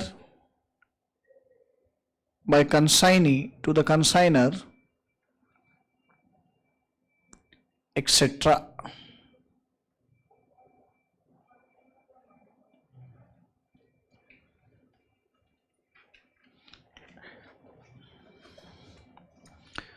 ये हर छोटी छोटी चीज अपने को समझनी पड़ेगी, क्यों तो शॉर्ट नोट में अगर कभी पूछ लिया इंस्टीट्यूट ने short note, right a short note on account cell, तो इतना लिखना आना चाहिए अपने को। Account cell 2 mark. अभी वो क्वेश्चन पेपर कैसा सेट किया उसके ऊपर है। अकाउंट सेल, अब क्या है ना कि मेरे को बताओ कि मेजर ट्रांजैक्शंस ये अरेंजमेंट में कहां होने वाले, मेजर ट्रांजैक्शंस कंसाइनमेंट के अरेंजमेंट में कहां होने वाले? कंसाइनी के एंड पे होंगे ना। कंसाइनर का तो काम सिर्फ गुड्स भेजने का है रे। वापस मैं प्रिंसिपल बन जाता हूं, मैं प्रिंसिपल हूं, आप एजेंट हो, मैंने आपको गुड्स भेज दिए, एक बार गुड्स भेजे तो एक कंसाइनमेंट हो गया। एक ट्रक भेजा मैंने तुमको गुड्स, एक ट्रक डिलीवरी वैन जो भी है, तो एक बार गुड्स भेज दिए तो वो एक कंसाइनमेंट हो गया, तो मेरा काम तो खत्म हो गया ना, मैंने गुड्स भेज दिए कंसाइनमेंट पे। अब वो गुड्स रिसीव करेंगे आप, वो गुड्स आपके पास स्टोर करेंगे आप, उसको बेचोगे आप, कस्टमर से कलेक्शन करोगे आप।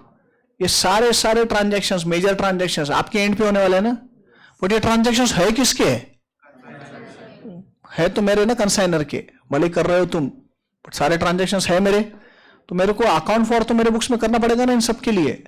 तो ये अकाउंट फॉर करने के लिए क्या ट्रांजैक्शंस हुए मेरे को पता तो चाहिए। वो पता कौन कैसे करेंगे? आप मेरे को बताना पड़ेगा ना। तो आप मेरे को कैसे बताएंगे? तो through account sale. It is a periodical statement prepared and rendered by consignee to the consignor. तो आप मेरे को पीरियोडिकली अपडेट करोगे कि सर इतने इतने वैल्यू के गुड्स हमने बेचे, ये इसमें ये एक्सपेंसेस हुए हैं जो हमने पे किए, इतना इसके ऊपर हमारा कमीशन बनता है सर, और ये कमीशन एक्सपेंसेस एडजस्ट करके नेट अमाउंट इतना पेएबल है जो हम आपको पे कर रहे हैं। ये आप मेरे को डिटेल भेजोगे। So who prepares account cell? Consignee. Who prepares account cell? Consignee, and it is rendered to consigner. Okay, and it incorporates details like goods sold by consignee, expenses paid by consignee, commission entitled by consignee, and net amount due. अब question frame ही करना है ना, तो कैसे भी कर सकते हैं। Right distinction between pro forma invoice and account cell. 2 mark के लिए बोलो, what is the difference between pro forma invoice and account sale? Pro forma invoice is prepared by consignor and rendered to consignee, whereas account sale is prepared by consignee and rendered to consignor. Pro forma invoice incorporates the details of quantity of goods sent on consignment and value of such goods, whereas account sale will incorporate the details like goods sold by consignee, expenses paid by consignee, commission entitled by consignee, net amount due by consignee. करते है का? समझते है का? पक्का? Sure?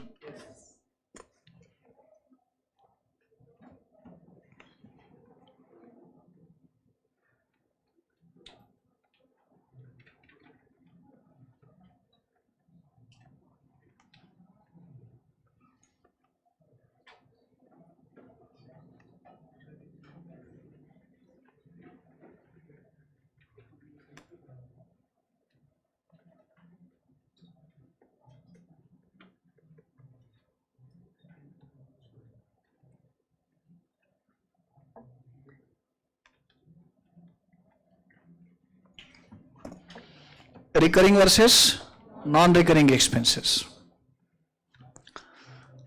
अब ये क्या है recurring versus non recurring expenses? Let's understand. ये बहुत इंपॉर्टेंट पार्ट है बेटा, बहुत इंपॉर्टेंट। ये अंडरस्टैंडिंग अच्छे से कर लो इसकी, इसको मैं डिटेल में लिखा के भी दूंगा आपको।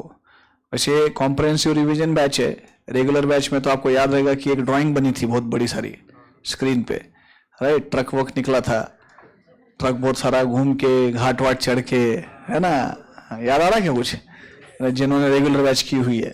यस, मैं ड्राइंग में बहुत, मेरी ड्राइंग बहुत अच्छी है actually, right.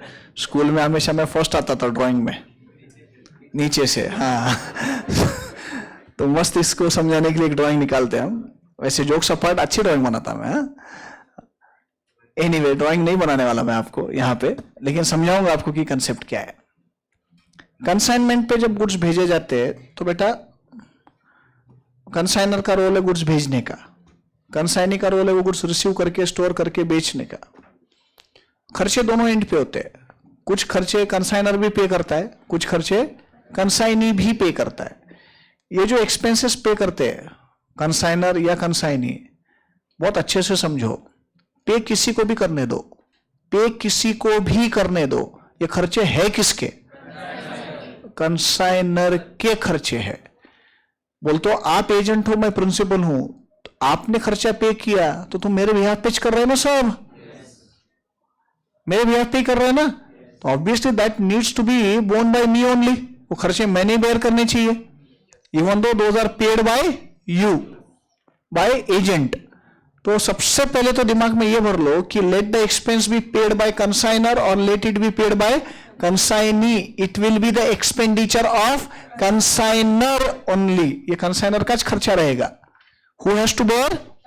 Consignor has to bear. तो बेसिकली कंसाइनमेंट का खर्चा है, बोलो ना, who will bear? consigner, and because it is expenditure of consignment, consignment का ये खर्चा है, पे किसी को भी करने दो, कंसाइनर को करने दो, नहीं तो कंसाइनी को करने दो।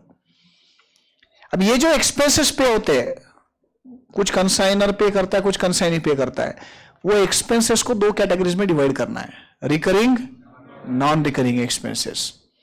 और ये अंडरस्टैंडिंग आना बहुत जरूरी है कि तो कंसाइनमेंट की प्रॉब्लम सॉल्व करते हो तो हर प्रॉब्लम में ये डिस्टिंक्शन आपको काम आएगा, इन each and every problem on consignment, recurring खर्चे, नॉन रिकरिंग खर्चे। क्यों समझेगा, एक बार लिख लेते हैं।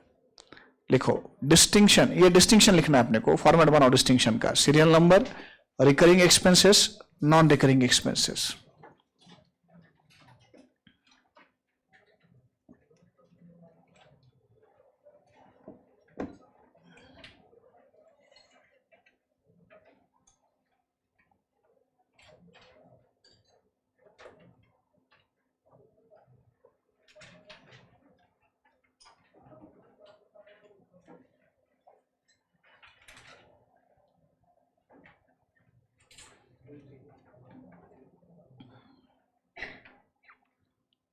बना है? Serial number, recurring, non recurring.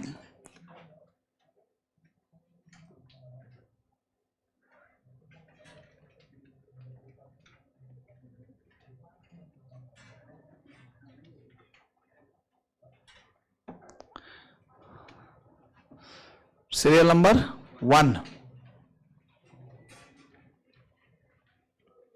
Recurring में लिखो regularly oblique frequently incurred, regularly oblique frequently incurred,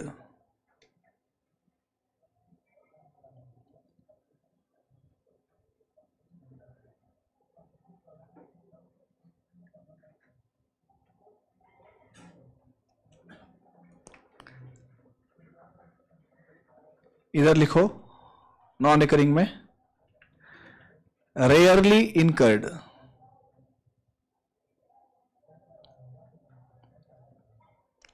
rarely incurred.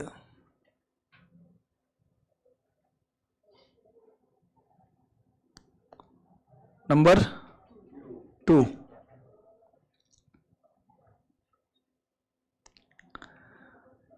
पहले रिकरिंग है ना, these are paid by, these are paid by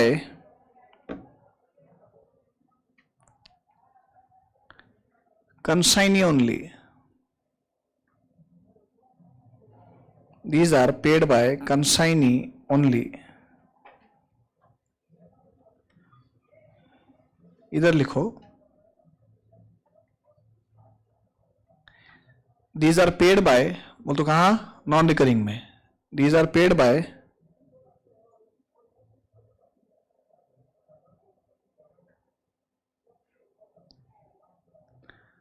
consigner as well as consignee।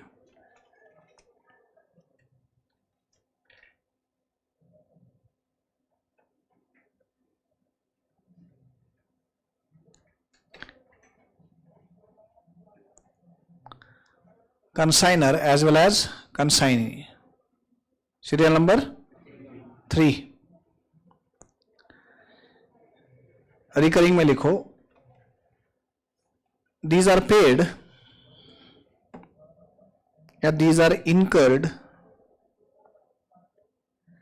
these are incurred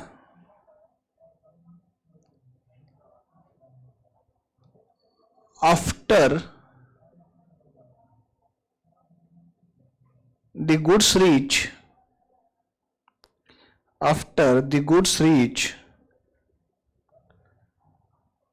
consignees go down.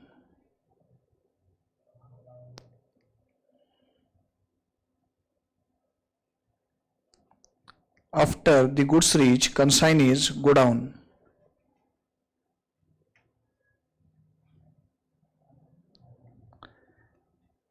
Non recurring में लिखो, these are incurred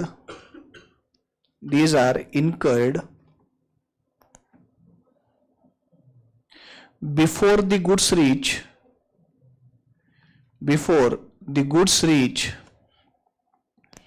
consignees go down.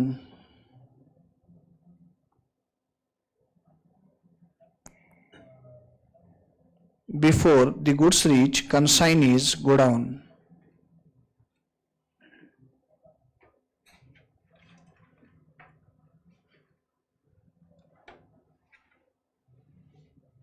Next, serial number 4.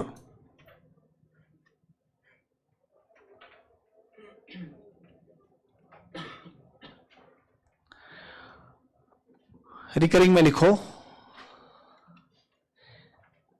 these are not considered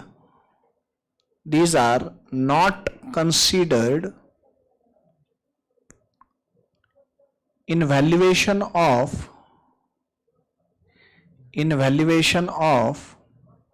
consignment stock.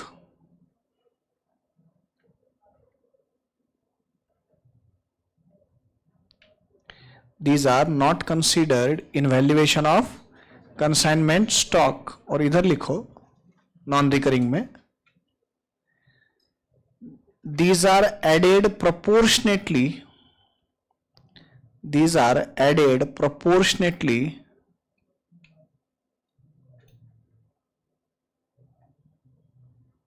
to the value of consignment stock.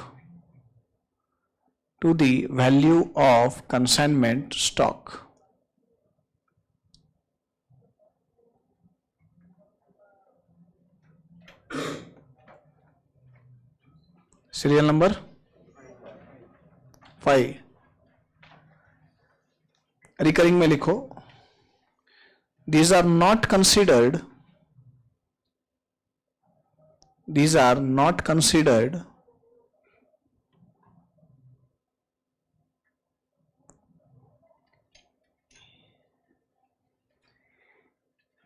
in valuation of abnormal loss.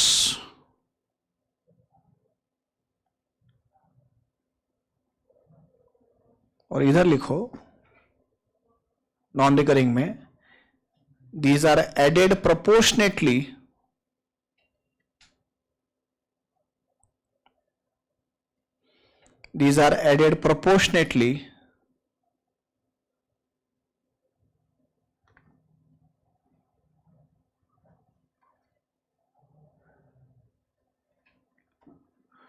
to the value of abnormal loss.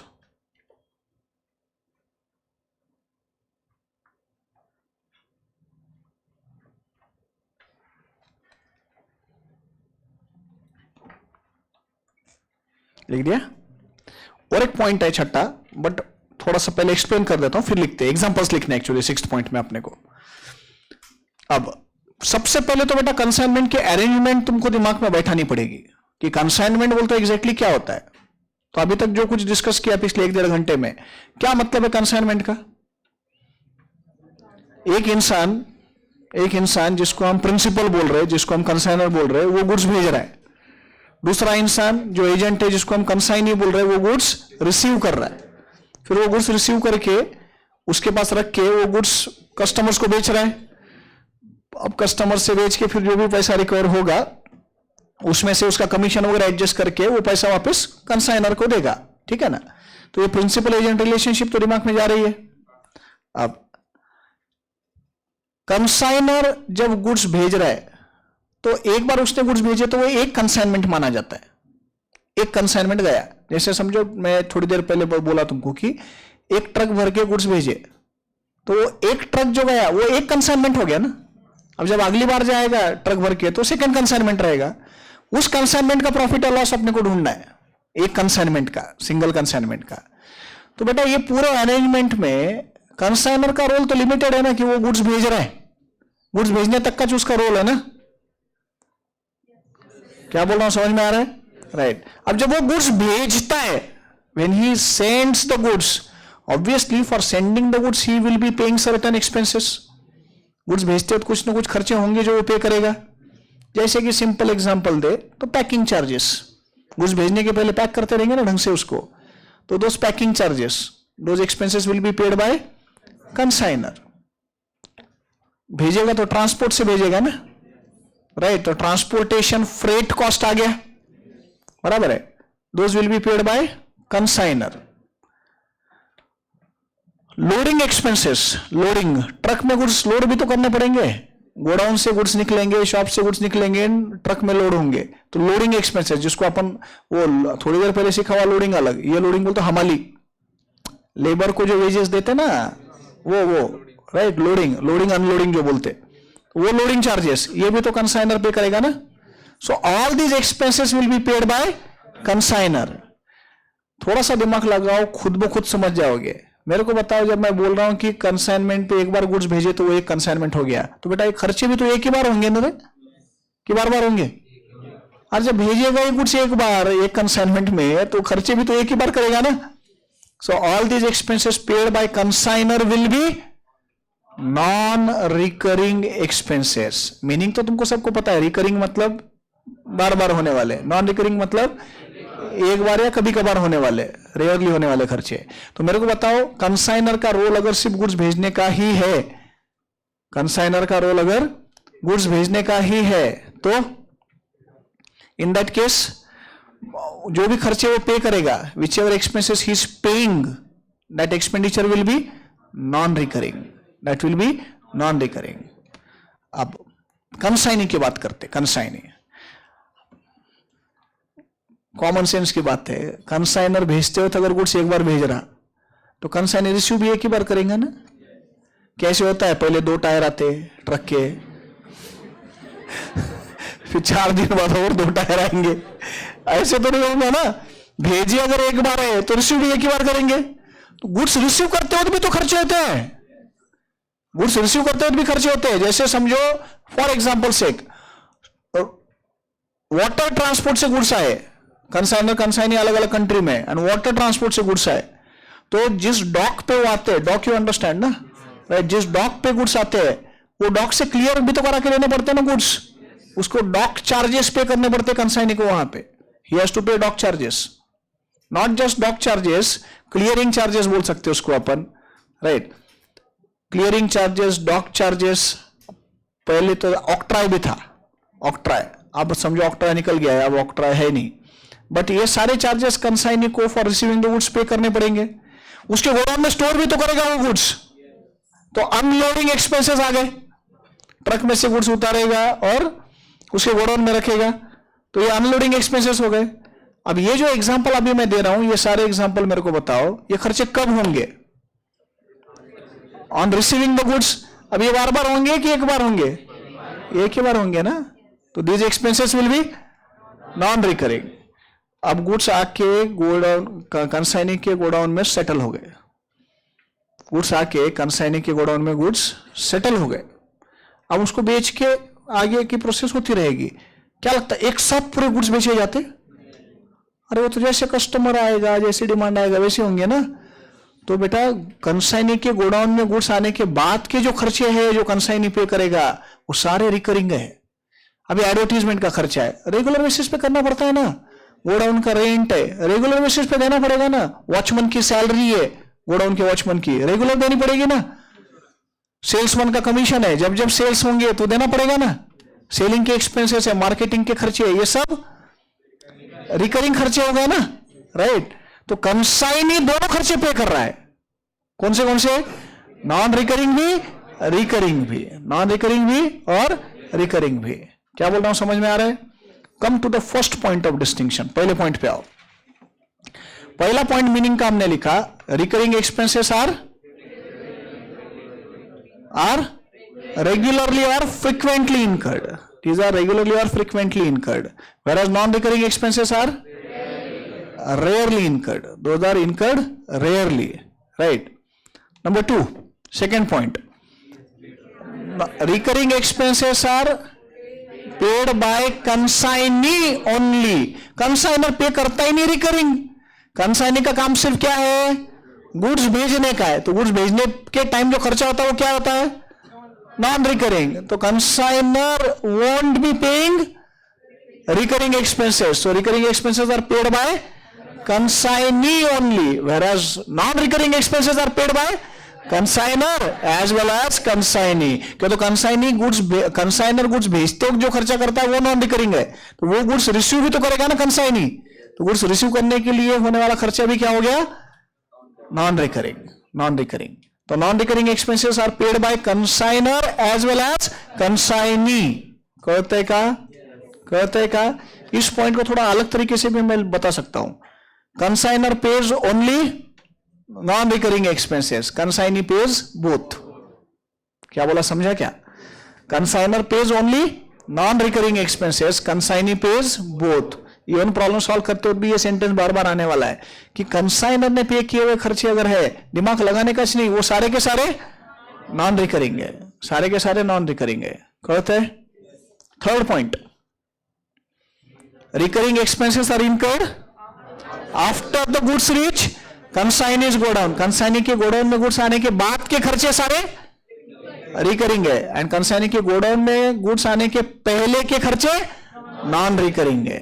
कहते का fourth and fifth अभी need concentrate करना है, fourth and fifth पे बाद में जाते हैं अपन, बट ये पहले 3 पॉइंट क्लियर है। तो रिकरिंग खर्चा सिर्फ कंसाइनी पे करता है, non recurring are paid by consignor as well as consignee. Consignee के गोडाउन में गुड्स आने के पहले के सारे खर्चे नॉन रिकरिंग, उसके बाद के खर्चे रिकरिंग। Any problem? क्लियर है? Sixth point, sixth,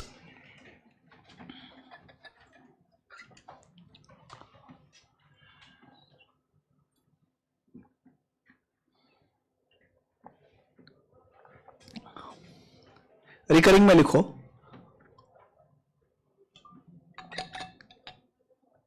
advertisement, advertisement,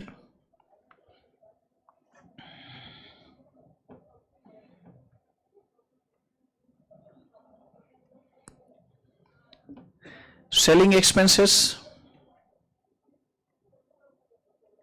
selling expenses,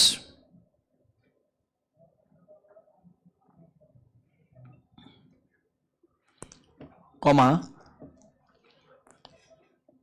godown rent,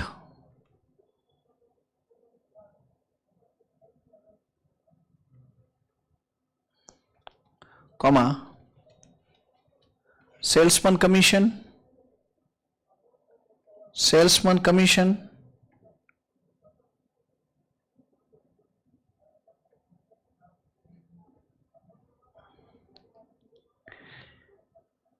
etc.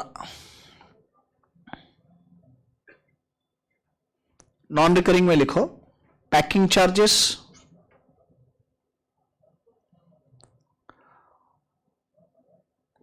Comma freight, freight,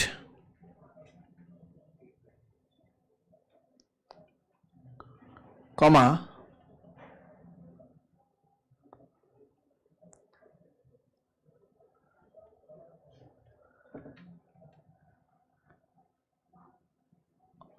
loading expenses,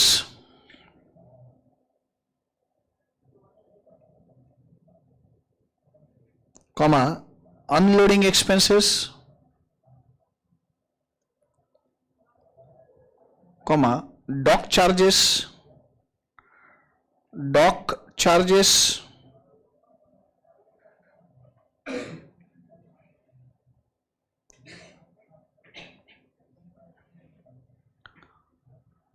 comma clearing expenses, clearing expenses,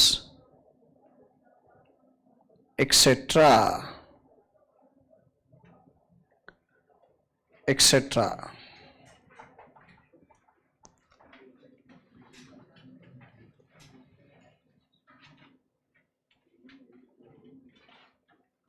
लिखा? हाँ, एनी प्रॉब्लम? दिमाग में गया इन जनरल क्या है रिकरिंग नॉन रिकरिंग? राइट। अब कितना टाइम बचा है आज का? है टाइम है अभी 5 मिनट। कैसे बचे? मेरे पास रिकॉर्डिंग हो रहा है पूरे 15 मिनट बाकी है एज पर टाइम। हाँ है ना? बस हो गया क्या? है? आज बहुत एक साथ 2 लेक्चर हो गए इसलिए क्या? ठीक है, कोई बात नहीं, लेकिन आज जितना लिखा के दिया ये पूरा अच्छे से रिवाइज करोगे? एकदम अच्छे से, राइट? क्यों? तो ये कंसाइनमेंट का बहुत इंपॉर्टेंट पार्ट है। अभी भी थ्योरी बाकी है और 1 लेक्चर लगेगा अपने को थ्योरी के लिए। हाँ, और 1 लेक्चर लगेगा। So we will study rest of the theoretical part of consignment in next lecture. But ये आज सिखाया हुआ पूरा रिवाइज करो अच्छे से। आज जल्दी छोड़ रहा हूं तो ये कभी तो भी कॉम्पेंसेट करूंगा मैं ये 15 मिनट। See you in next lecture. Thank you guys, bye bye.